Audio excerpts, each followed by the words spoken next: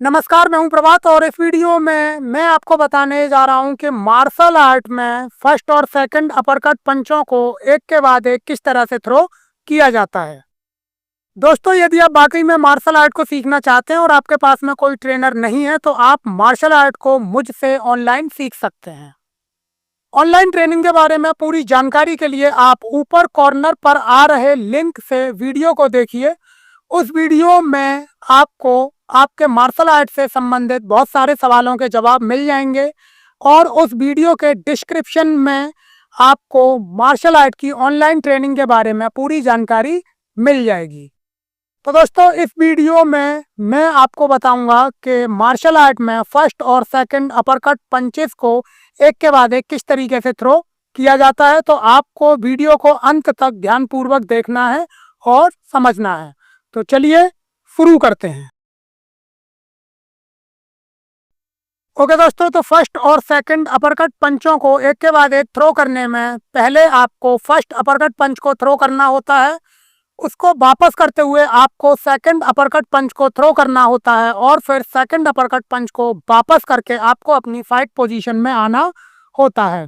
तो इन पंचों को आपको एक के बाद एक किस तरह से थ्रो करना है, अब आप ध्यानपूर्वक देखिए। तो सबसे पहले आपको अपनी प्रॉपर फाइट पोजीशन को बना लेना है। फाइट पोजीशन को बनाने के बाद में पहले आपको फर्स्ट अपरकट पंच को थ्रो करना है, तो इस तरह से। फिर आपको फर्स्ट अपरकट पंच को वापस करते हुए सेकंड अपरकट पंच को थ्रो करना है, तो इस तरह से। इसके बाद में आपको सेकंड अपरकट पंच को वापस करते हुए फिर से अपनी फाइट पोजीशन में आ जाना है, तो इस तरह से।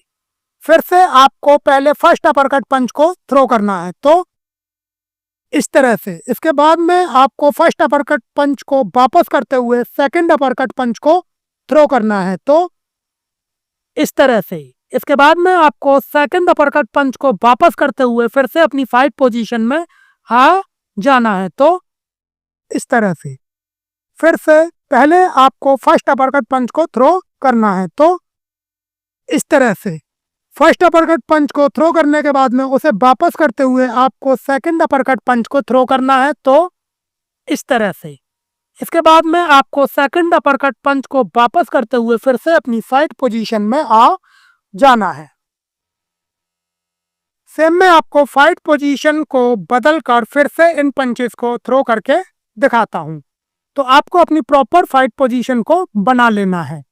पहले आपको फर्स्ट अपरकट पंच को थ्रो करना है, तो इस तरह से। फर्स्ट अपरकट पंच को थ्रो करने के बाद में उसे वापस करते हुए आपको सेकंड अपरकट पंच को थ्रो करना है, तो इस तरह से। सेकंड अपरकट पंच को थ्रो करने के बाद में आपको उसे वापस करते हुए फिर से अपनी फाइट पोजीशन में आ जाना है, तो इस तरह से।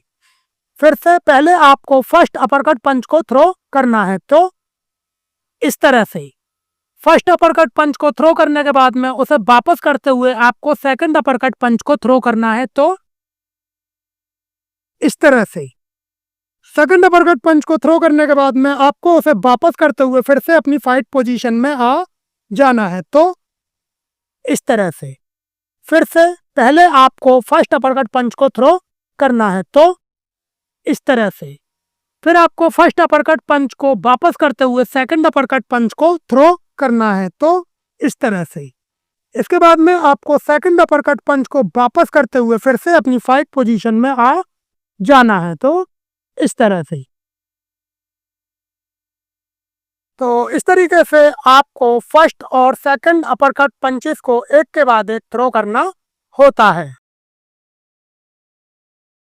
ओके दोस्तों, अब मैं आपको बताता हूं कि आपको फर्स्ट और सेकंड अपरकट पंचेस को एक के बाद एक फ्लो में किस तरह से थ्रो करना होता है। तो जब आपका इन पंचेस को एक के बाद एक थ्रो करने का मूवमेंट क्लियर हो जाए तो उसके बाद में आपको इन पंचेस को एक फ्लो में थ्रो करना होता है, और वो आपको किस तरीके से करना है अब आप ध्यान से देखिए। तो आपको अपनी प्रॉपर फाइट पोजीशन को बना लेना है और पहले फर्स्ट अपरकट पंच को थ्रो करना है और फिर सेकंड अपरकट पंच को थ्रो करना है।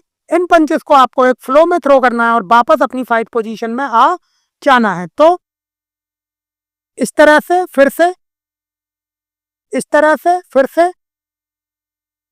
इस तरह से। और सेम में आपको फाइट पोजीशन को चेंज करके फिर से इन पंचेस को थ्रो करके दिखाता हूं। तो आपको अपनी प्रॉपर फाइट पोजीशन को बना लेना है। पहले आपको फर्स्ट अपरकट पंच को थ्रो करना है, फिर आपको सेकंड अपरकट पंच को थ्रो करना है। इन पंचों को आपको एक फ्लो में थ्रो करना है और वापस अपनी फाइट पोजीशन में आ जाना है। तो इस तरह से, फिर से इस तरह से, फिर से इस तरह से। तो आपको इस तरह से फर्स्ट और सेकंड अपरकट पंचेस को एक के बाद एक फ्लो में थ्रो करना होता है। ओके दोस्तों, अब मैं आपको बताता हूं कि आपको फर्स्ट अपरकट और सेकंड अपरकट पंचों को एक के बाद एक थोड़ा तेजी के साथ में किस तरह से थ्रो करना होता है। तो जब आपका इन पंचेस को एक फ्लो में थ्रो करने का मूवमेंट क्लियर हो जाए तो उसके बाद में आपको इन पंचेस को थोड़ा तेजी के साथ में थ्रो करना होता है। और वो आपको किस तरीके से करना है अब आप ध्यानपूर्वक देखिए। तो सबसे पहले आपको अपनी प्रॉपर फाइट पोजीशन को बना लेना है। फाइट पोजीशन को बनाने के बाद में आपको फर्स्ट अपरकट और सेकंड अपरकट पंचेस को थोड़ा तेजी के साथ में थ्रो करना है और वापस अपनी फाइट पोजीशन में आ जाना है। तो इस तरह से, फिर से इस तरह से, फिर से इस तरह से।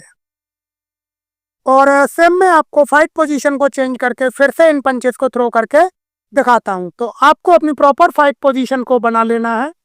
आपको फर्स्ट अपरकट और सेकंड अपरकट पंचेस को थोड़ा तेजी के साथ में थ्रो करना है और वापस अपनी फाइट पोजीशन में आ जाना है। तो इस तरह से, फिर से इस तरह से, फिर से इस तरह से। तो इस तरीके से आपको थोड़ा तेजी के साथ में फर्स्ट अपरकट और सेकंड अपरकट पंचेस को एक के बाद एक थ्रो करना होता है। ओके दोस्तों, तो यह था मार्शल आर्ट में फर्स्ट अपरकट पंच और सेकंड अपरकट पंच को एक के बाद एक थ्रो करने का तरीका जो मैंने आपको बताया। इन पंचेस को थ्रो करने में आपको यह ध्यान रखना होता है कि नॉर्मली आपको पहले फर्स्ट अपरकट पंच को थ्रो करना होता है, उसको वापस करते हुए आपको सेकंड अपरकट पंच को थ्रो करना होता है और फिर सेकंड अपरकट पंच को वापस करके आपको अपनी फाइट पोजीशन में आ जाना होता है। तो दोस्तों, मुझे उम्मीद है कि आपको अच्छे तरीके से पता चल गया होगा कि मार्शल आर्ट में फर्स्ट अपरकट पंच और सेकंड अपरकट पंचेस को एक के बाद एक किस तरह से थ्रो किया जाता है। तो दोस्तों, अपनी मार्शल आर्ट की प्रैक्टिस को करते रहिए मेरे साथ में। मिलता हूं मैं आपसे अगले वीडियो में।